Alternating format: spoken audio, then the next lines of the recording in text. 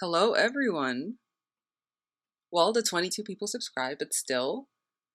So, I like books. Like a lot. I just want a secret library behind an unassuming door and a spiraling staircase that leads to it. I don't think that's too much to ask. Whenever I read, I'm always picturing things in my head, and I want to talk about it with someone, but most of my friends go out and have a life, whatever that means. So I decided to start the series, The Art of Stories. I'll make the art myself, and I hope whoever finds this channel also wants to talk about the books, whether or not they're good or bad. So, I'm starting this off with one of my favorites, The Raven Boys by Maggie Stiefvater. Have you ever wondered what it would be like to be a psychic? To be able to see the future or guess people's life circumstances?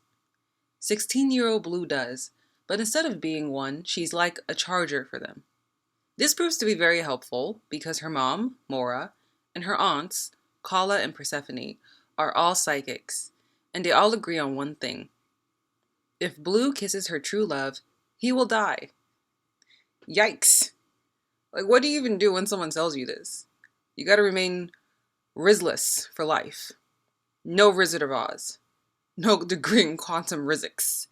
No restraining order. Okay, that's a good thing. So, what else do you do but accept it? Blue did until her famous psychic aunt, the biological sister of her mom, came down to live with them for a few months in Henrietta, Virginia, at 300 Foxway. Upon meeting her, she told Blue, "This is the year you'll fall in love." Fast forward to the night of April 24th, St. Mark's Eve, a seemingly uninteresting and thus ignored holiday. However, although the living forgot, the dead remembered. Blue sat with Neve at an abandoned church, one so old that its name isn't even known. Blue usually came with Mora, but for some reason, Mora sent Neve instead, and that alone was unnerving. Neve was odd.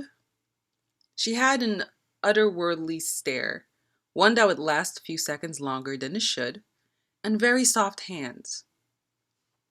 The church was located at Corpse Road. At least that's what they called it, because that's where the spirits of those who will pass away in the next year visited. Remember, Blue isn't a psychic, so she can't see them, but Mora could, and she would ask them for their names if she didn't recognize them. After deciding, Mora would tell her clients if they or their family members appeared. Blue was there to make Mora's power stronger, and in this case now Neve. As they sat there, Neve struck up a conversation. "Do you hear anything?" She held her gaze on Blue. Again, very unnerving. "No." "There's a lot to hear." "I don't hear things like that. I hear as much of the conversation as the telephone. I just make things louder for everyone else." Neve's still maintaining eye contact, by the way. It's something to be proud of, you know? To make someone else's psychic gift stronger is a rare and valuable thing. The last thing Blue wanted was for Neve to think that she was having an identity crisis. Led by the principle of being different in herself, Blue wanted to make her own future, not read others. Neve mentioned that she passed by a school called Aglionby, I hope I'm saying that right, Aglionby Academy, when coming to live with them. And Neve asked Blue if she attended there.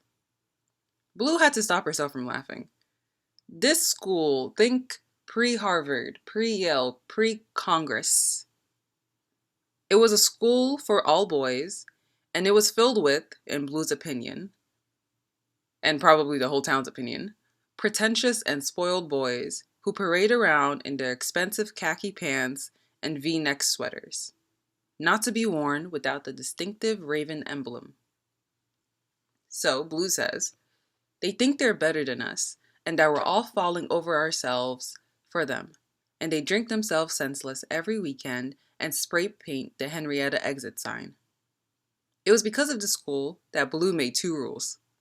Number 1, stay away from boys, and number 2, stay away from Aglionby boys. Neve replied back that Blue seemed sensible. Neve also drew a symbol in the ground that Blue's mom was drawing earlier in the shower. Apparently, she dreamt of it. Before Blue could ask for more details, Neve said, "I think they're coming." Typically, the spirits followed the corpse road path, but now it felt like they were touching Neve, and she believes it's because of Blue's energy. Blue began to feel more creeped out, and yeah, I think most people would. Neve started calling out names. Robert Newman, Ruth Wirth, Francis Powell, and Blue began writing them down. She would look up sometimes to see if she could see anything, but all she saw were the woods across the church. Maybe she was having an identity crisis. More names were called out. Dorothy, Ralph, Clarence, Esther. A lot of them had the same last names, probably because there was a lot of large, old, and wealthy families. Suddenly, Neve asked, "What's your name? Excuse me, what's your name?" Blue looked up and followed Neve's gaze, and there she saw a boy. Now I repeat, she saw a boy. She doesn't see spirits. So Blue said, "I see him. Neve, I see him." She didn't know what a spirit would look like, but this one seemed hesitant. Not quite transparent, but not quite fully there. His hair was rumpled, and he was dressed in slacks and a sweater. He put his fingers to the side of his nose and temple, which was a gesture that seemed strangely alive to Blue. And then he stumbled forward. Neve said, "Get his name. He won't answer to me, and I need to get the others." So, Blue slowly made her way toward him after a weak attempt of calling out to him. As she got closer, she saw that his face had no features, or like it had the suggestion of features, and his form had no outline. But he was quite clearly a teenager, probably 16, 17. She reached out and lightly touched the edge of his sweater, one that bore the Aglion Bay Raven emblem. And she immediately felt cold inside, like he was draining her energy to stay visible. She asked, "Will you tell me your name?" He faced her. "Gansey."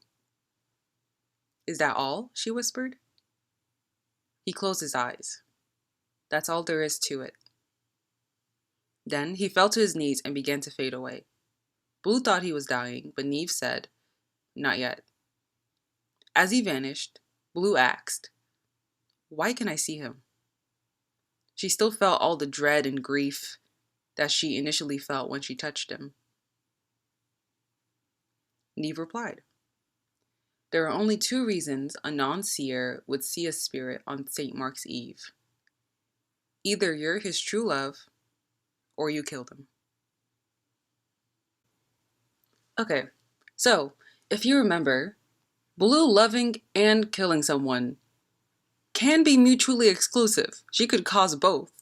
So this prophecy, maybe Gansey is who she falls in love with. And somehow, some way through her actions, he passes away because of her.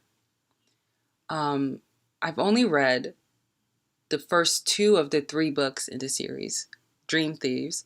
So if you want a drawing for that, you can comment it. But I'm going to finish the last book because, oh my goodness, I think the last time I read the series was in high school. So ultimately, these books are really good. Maggie's writing style, it feels like a dream, It feels melancholy, and you really get a sense of the characters. Like throughout the entire series, well, the first 2, not much happens really. Like it isn't plot driven per se. It's really about the characters and how they come to terms with things. So I really recommend the book. If there are other books that you're interested in, please comment it. The ultimate goal of this channel is just to draw either just general things about the book or direct scenes of the book. So yeah, if you have any recommendations, please leave them below. But until next time, have a nice day.